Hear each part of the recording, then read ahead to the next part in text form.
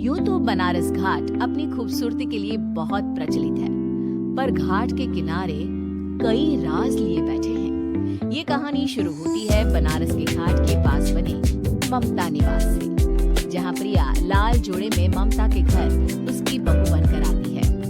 आओ आओ बहू, घर को अपने पैरों से पवित्र करो। ममता घर की दहलीज पार कर ही रही होती है कि अचानक एक बहुत गंदी सी बात पूरे घर में फैल जाती है।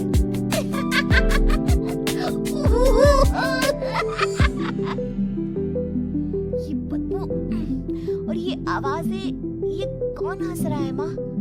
अब ये पड़ोसी ना हमारे थोड़े अलग से है। कहाँ हम शाकाहारी और ये मांस मच्छी खाने वाले।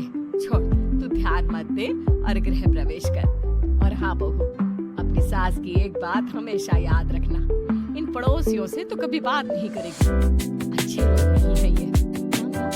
जो आपकी मर्जी, मैं उनसे बात नहीं करूंगी। अगले दिन प्रिया अपनी पहली रसोई बनाने रसोई घर में जाती है। ये छोटी बात तो नाक में जा रही है। एक काम करती हूँ, खिड़की खोल देती हूँ। प्रिया खिड़की खोलने जाती है। इतने जाले, लगता है इस खिड़की को कभी खोला ही नहीं गया। पर ऐसा क्यों? नॉन वेज की स्मेल आती होगी ना। 2 मिनट के लिए खोल लेती हूँ, फिर बंद कर दूंगी। प्रिया खिड़की खोलती है। खिड़की खोलते ही उसकी नजर सामने वाले घर की खिड़की पर पड़ती है, जहाँ एक लड़की खड़ी होती है। हाथों में मेहंदी, लाल रंग की साड़ी, बिल्कुल सजी धजी, मानो प्रिया की तरह ही वो भी नई नवेली बहू। वो प्रिया को देखकर मुस्कुराती है। हे भगवान, माँ ने तो इनसे बात करने को मना किया था। प्रिया फौरन ही खिड़की बंद कर देती है और तवे पर चढ़ी रोटी की ओर देखने लगती है। पर वहाँ रोटी ना होकर मछली पड़ी होती है। ये क्या? पहली ही रसोई में इतनी बड़ी गलती। हे भगवान, अब मैं क्या करूं? प्रिया बहुत डर जाती है और फौरन रसोई की सफाई करने और फिर सभी के लिए खाना बनाने लग जाती है। जब वो सबको खाना परोसती है, सब तो ठीक है, मैं बेकार में चिंता कर रही थी। हे भगवान, ऐसे ही बस अपनी कृपा बनाए रखना।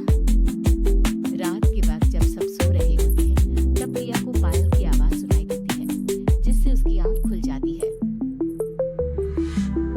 ये पायल की आवाज कहाँ से आ रही है? प्रिया उठकर उस आवाज के पीछे छत की सीढ़ियों तक जाती है। तभी उसे बच्चे के रोने की आवाज आती है। प्रिया छत पर जाती है तो क्या देखती है? वही लाल साड़ी वाली लड़की अपनी गोद में एक नवजात बच्चे को घुमा-घुमा कर सुला रही है। तभी प्रिया की नजर उसके पेट पर पड़ती है। ओह गॉड, ये तो प्रेग्नेंट भी है। सुनिए, बच्चा सो नहीं रहा है क्या? मैं कुछ मदद करूं? नहीं नहीं, आपके घर वालों को अच्छा नहीं लगेगा, मैं संभाल लूंगी। स्नेहा की गोद से बच्चा हाथ मारकर प्रिया की गोद में आने को छटपटाने लगता है। दोनों घर अगल बगल में बने होने के कारण प्रिया उस बच्चे को गोद में ले लेती है। प्रिया के पास आते ही वो सो जाता है।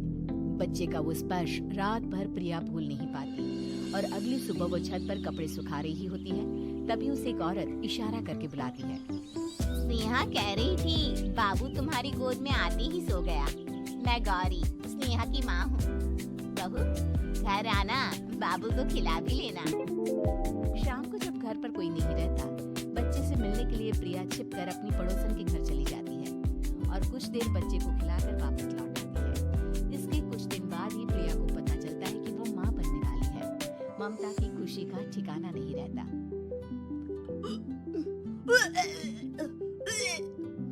माँ जी, पता नहीं क्यों उल्टी आ रही है। प्रिया भागती हुई वॉशरूम में जाती है तो हरे और लाल रंग की उल्टी करती है। उस उल्टी में से कीड़े निकलते हैं। ये क्या? खून और ये कीड़े! माँ! माँ! प्रिया की आवाज सुनकर ममता दौड़ कर आती है, पर बेसिन में कुछ नहीं होता। प्रिया हक्की बक्की रह जाती है। ये सब क्या हो रहा है? प्रिया घबरा जाती है और अपने कमरे में जाकर सो जाती है। डर के कारण वो इतनी थक जाती है कि उसकी आंख लग जाती है। तब उसे ऐसा लगता है उसके पेट पर मानो कोई बैठा हुआ हो। कौन हो? प्रिया के पेट पर एक 5 महीने की बच्ची बैठी हुई थी, जो बुरी तरह जली हुई थी। माँ, तुम ही मुझे लाई ना अपने पेट में? मैं तुम्हारी माँ नहीं हूँ। कौन हो तुम? माँ। देखो मैं जल गई बुरी तरह से। 6 महीने पेट में रहने को भी मुझे नहीं मिला। सहला दो ना माँ। बचाओ, बचाओ, माँ। ममता दौड़कर कमरे में आती है। प्रिया की बातें सुनकर वो सब समझ जाती है। तू कहीं बगल वाले घर में तो नहीं जाकर आई ना बहू? मुझे माफ कर दो, मैं गई थी माँ। उस घर में सब मरे हुए हैं बहू। कई साल पहले स्नेहा उस घर में बहू बनकर आई थी। कुछ ही दिन में वो एक बच्चे को जन्म देने वाली थी। पूरा घर बच्चे के आने की खुशी में खोया था। एक दिन अचानक उस घर में आग लग गई। सब बुरी तरह जलकर मर गए। गौरी आज भी दादी बनने का इंतजार कर रही है और इसीलिए स्नेहा ने अपना अजन्मा बच्चा तुम्हारी कोख में डाल दिया। ममता ये कह रही होती है कि पीछे से उसके पैरों को एक बच्चा पकड़ लेता है। दादी, दादी। माँ, स्नेहा की गोद में यही बच्चा था। ये बच्चा कौन है फिर? तेरी मौत है। तेरी भी दादी। जिस चीज का ममता को डर था वही हो गया। ममता निवास के ऊपर मौत ने चादर बिछा दी थी। प्रिया का पेट ऐसे बढ़ जाता है मानो 9 महीने का हो। 2 हाथ उसके पेट से बाहर निकलते हैं। बहू, संतोष को फोन कर, किसी पंडित जी को बुला बहू। प्रिया का पति भागता हुआ घर आता है। ये तो होना ही था माँ। तेरा बाप तेरे सामने आ गया तो तू सह नहीं पा रही है। स्नेहा घर में आग लगी नहीं थी, माँ ने लगाई थी प्रॉपर्टी की लालच में। और वो बच्चा मेरी पहली पत्नी का बच्चा है, मेरा बेटा, जो कि उस आग की चपेट का शिकार हो गया। मैंने तुमसे ये सब माँ के कहने पर छुपाया था। मुझे माफ कर दो प्रिया। तुम अगर चाहो तो यहाँ से जा सकती हो। मैं तुम्हें किसी भी बंधन में रखना नहीं चाहता। मेरी शादी हुई है आपसे, मैं आपको छोड़ नहीं सकती।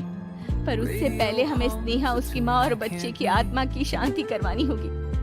संतोष और ममता गौरी के घर जाते हैं। अंदर सब कुछ जला हुआ होता है। जमीन पर जली हुई लाशें बिखरी हुई थी। ममता रो रो कर अपनी करने की माफी गौरी से मांगती है। प्रिया स्नेहा के घर वालों का अंतिम संस्कार करवा देती है और ममता निवास फिर से आत्माओं के साए से मुक्त हो जाता है।